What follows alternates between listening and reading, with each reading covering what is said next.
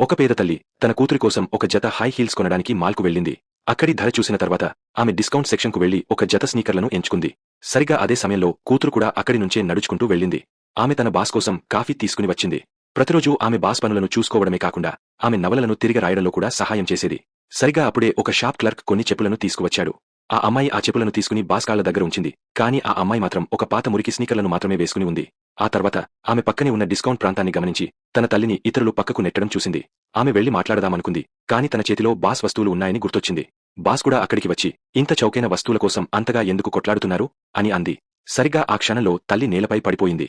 వెళ్లిపోతూ ఆమె తన కూతురిని చూసింది. కాని కూతురు మాత్రం వెనక్కి తిరిగి చూడకుండానే వెళ్లిపోయింది. బాస్ను సాగనంపిన తర్వాత అమ్మాయి తన తల్లిని వెతకడానికి వెళ్ళింది. కాని ఎన్నిసార్లు పిలిచినా తల్లి సమాధానం ఇవ్వలేదు. దాంతో ఆమె దగ్గరగా వెళ్లి తనను పట్టించుకోనందుకు తల్లిని నిందించింది. కాని తల్లి మాత్రం ఆ రోజు ఎంత డబ్బు ఖర్చు చేసిందో లెక్కలు వేసుకుంటోంది. తన కూతురు కోపంగా లేదని చూసి వెంటనే ఆ చెప్పులను బయటకు తీసి తొడుక్కుని చూడమని చెప్పింది. ఆమె వాటిని పూర్తి ధర చెల్లించి కొనుగోలు చేసింది. తన తల్లి ఇప్పటికి 10 సంవత్సరాల క్రితం తాను ఇచ్చిన స్కార్ఫ్నే వేసుకుని ఉండటం అమ్మాయి గమనించింది. ఇలాంటివి ఇప్పుడు ఎవరూ వేసుకోవడం లేదని ఆమె తన తల్లితో అంది.